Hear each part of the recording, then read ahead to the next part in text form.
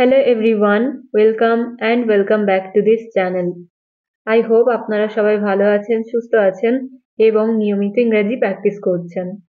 তো আজকের ভিডিওটিতেও কিন্তু আমি আপনাদের সাথে কয়েকটা অ্যাডভান্স সেন্টেন্স স্ট্রাকচার শেয়ার করব।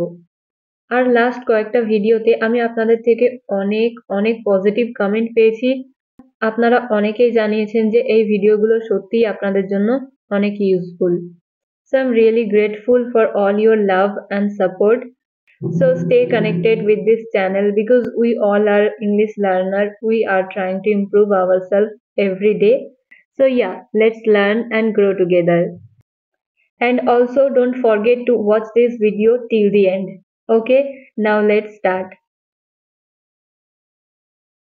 তো আমরা আমাদের ডেইলি লাইফে এমন ধরনের বাক্যগুলো বলে থাকি, যেমন প্রথমে আমাকে তো বলতে দাও, প্রথমে আমার কথা তো শোনো, প্রথমে তাকে খেতে তো দাও, প্রথমে তাকে আসতে তো দাও। তো এই প্রতিটা বাক্যে কমন জিনিসটা রয়েছে প্রথমে তো, রাইট? প্রথমে তো। তো এই কথাটা সেন্টেন্সে বলতে হলে আমাদের ইউজ করতে হবে first of all. First of all. তো সেন্টেন্স স্ট্রাকচার হবে, ফার্স্ট আমরা বলবো ফার্স্ট অফ অল এবং শেষে বলবো sentence. Okay, now let's learn with examples. প্রথমে আমাকে তো বলতে দাও। First of all, let me speak. First of all, let me speak. প্রথমে তো আমার কথাটা শোনো। First of all, listen to me. First of all, listen to me. প্রথমে তাকে তো আসতে দাও। প্রথমে তাকে তো আসতে দাও। First of all, let him come. First of all, let him come. প্রথমে আমাকে তো চেষ্টা করতে দাও। প্রথমে আমাকে তো চেষ্টা করতে দাও। First of all, let me try. First of all, let me try. প্রথমে আমাকে বোঝার তো চেষ্টা করো। First of all, try to understand me. First of all, try to understand me. তো আপনারা বুঝতেই পারলেন যে কিভাবে এই ধরনের বাক্যগুলো আমরা খুব সহজে ইংলিশে বলতে পারি। এবার দেখা যাক পরের স্ট্রাকচার। প্রথম থেকে সে আমাকে চেনে। প্রথম থেকে সে কিছুই জানে না। প্রথম থেকেই আমি তোমাকে বলছি। তো এবার এই প্রতিটা বাক্যে আপনারা দেখতে পাচ্ছেন যে জিনিসটা সেম রয়েছে সেটা হলো প্রথম থেকে। প্রথম থেকে, রাইট? তো এই যে সেন্টেন্সে প্রথম থেকে, এই কথাটা যদি আমরা ইংলিশে বলতে যাই তাহলে আমরা কিভাবে বলবো? এই কথাটা ইংলিশে বলতে হলে আমাদের ইংলিশে যে ফ্রেজটার ব্যবহার করতে হবে সেটা হলো right from start. Right from start মানে হলো প্রথম থেকে। তো এই ধরনের বাক্যগুলো বলাও কিন্তু খুব সহজ, কারণ হলো ফার্স্ট আমাদের বলতে হবে রাইট ফ্রম স্টার্ট এবং শেষে বলতে হবে সেন্টেন্স। এখানে সেন্টেন্স কিন্তু আমরা আমাদের সুবিধা মতো যে কোনো টেন্সেই বলতে পারি।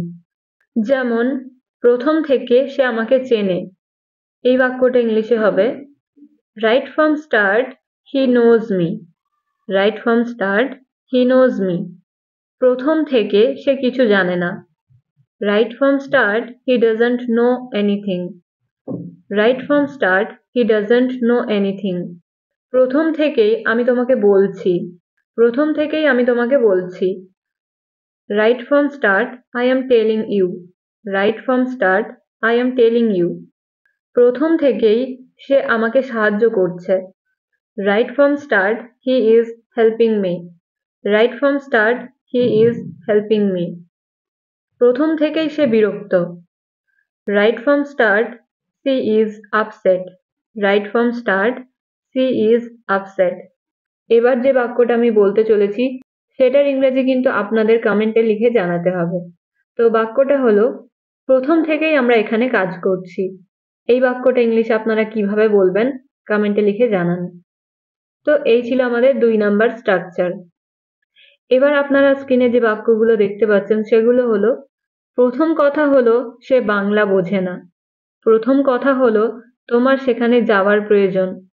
প্রথম কথা হলো তোমার বিশ্রাম নেওয়া উচিত। প্রথম কথা হলো আমি তোমাকে চিনি না। তো ফ্রেন্ডস, এই ধরনের বাক্যগুলো কিন্তু আমরা আমাদের ডেইলি লাইফে ব্যবহার করে থাকি। সো এই প্রতিটা বাক্যের কমন জিনিসটা হলো প্রথম কথা হলো। প্রথম কথা হলো। সো এই কথাটা ইংলিশে বলতে হলে আমরা কিভাবে বলবো? তো এই কথাটা কিন্তু আমরা বাংলাতে যখন বলি খুব সহজেই বলে দিই। কিন্তু যদি আমরা এই কথাটা ইংলিশে বলার চেষ্টা করি আমরা কিন্তু বলতে পারবো না। তো এই কথাটা ইংলিশে বলতে হলে আমাদের সেন্টেন্সে ইউজ করতে হবে in the first place. In the first place. Okay, complete sentence structure হবে ফার্স্ট আমরা বলবো ইন দ্য ফার্স্ট প্লেস এবং শেষে বলবো সেন্টেন্স। সেন্টেন্স আমরা যে কোনো টেন্সেই বলতে পারি। তো এবার চলুন আরো ভালোভাবে বোঝার জন্য বেশ কয়েকটা সেন্টেন্স ইংলিশে দেখা যাক। ফার্স্ট ওয়ান ইজ, প্রথম কথা হলো সে বাংলা বোঝে না। In the first place he doesn't understand Bengali. In the first place he doesn't understand Bengali. প্রথম কথা হলো তোমার সেখানে যাওয়ার প্রয়োজন নেই। In the first place you don't need to go there. In the first place you don't need to go there. প্রথম কথা হলো তোমার সেখানে যাওয়াই উচিত হয়নি। In the first place you should not have gone there. In the first place you should not have gone there. এবার পরের সেন্টেন্সটা যদি এরকম বলি, প্রথম কথা হলো তারা খুব ভালো বন্ধু, তাহলে সেন্টেন্সটা হবে in the first place they are good friends. In the first place they are good friends. One more example, প্রথম কথা হলো তোমাকে ইংরেজি জানতে হবে ভালো একটা চাকরি পেতে হলে। প্রথম কথা হলো তোমাকে ইংরেজি জানতে হবে ভালো একটা চাকরি পেতে হলে। ওকে, তাহলে এই সেন্টেন্সটা ইংলিশে হবে in the first place you must know English to get a better job. In the first place you must know English to get a better job. So I hope আপনারা বুঝতে পারলেন যে এই ধরনের বাক্যগুলো কিভাবে বলতে হয়। এবার আমরা দেখব 4 নাম্বার স্ট্রাকচার। আমরা অনেক সময় আপাতত কথাটা, আপাতত এই শব্দটা আমাদের কথাবার্তায় ব্যবহার করে থাকি, রাইট? যেমন আপাতত আমাকে এখন যেতে হবে। আপাতত এখন আমি ব্যস্ত আছি। আপাতত আমার কাছে সময় নেই। এই ধরনের বাক্যগুলো আমরা বলে থাকি, রাইট? কিন্তু আপাতত এই কথাটা আমরা ইংলিশে কিভাবে বলবো? এই কথাটা ইংলিশে বলতে হলে আমাদের যে ফ্রেজটার ব্যবহার করতে হবে সেটা হলো for the time being. For the time being মানে হলো আপাতত। তো সেন্টেন্স স্ট্রাকচার হবে for the time being plus sentence, বা আমরা এরকমও বলতে পারি sentence plus for the time being. Okay, মানে সেন্টেন্সের শেষেও আমরা ফর দ্য টাইম বিং বলতে পারি। Okay, so now let's look at some examples. First one is, আপাতত আমাকে এখন যেতে হবে। For the time being I have to go.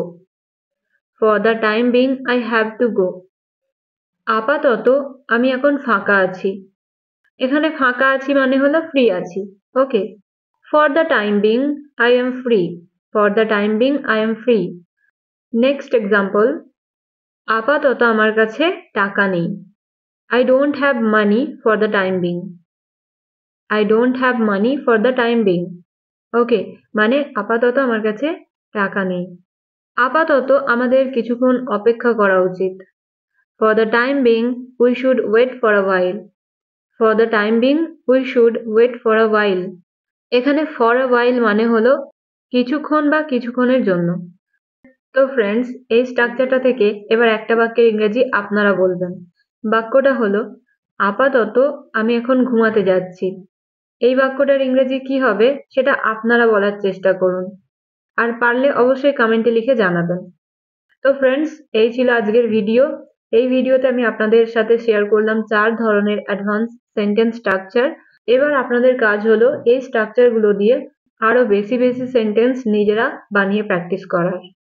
So yeah, that's it for today's video. See you in the next video.